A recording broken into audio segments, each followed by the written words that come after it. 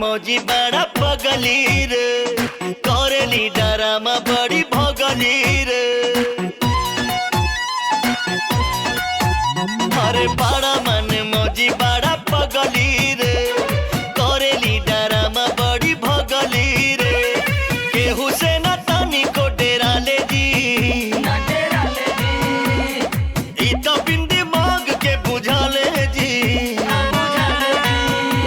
हर जगह झूठ बोलल, अरे इहे एकर धन।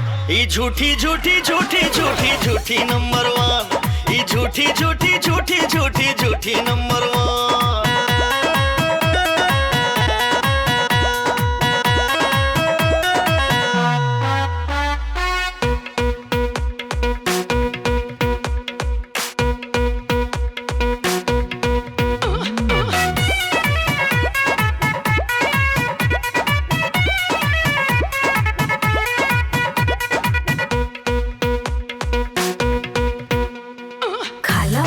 राज करा अरे का कमी बा, खाला पीला राज करा अरे का कमी बा।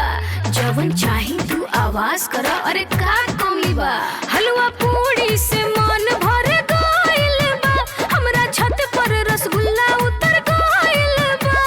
अरे गाछी पे चढ़ल ओ बाटे एकर मान, ई झूठी झूठी झूठी झूठी झूठी नंबर वन, ई झूठी झूठी झूठी झूठी झूठी नंबर वन।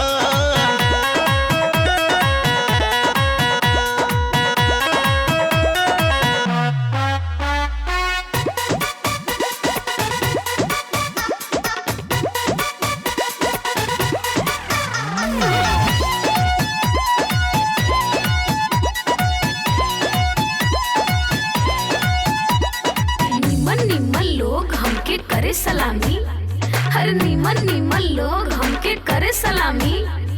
राजकुमारी बानी हम सब खरे गुलामी, अरे दिल्ली से इमरती आवे वाला बा, यही बात के चारों ओर हाला बा।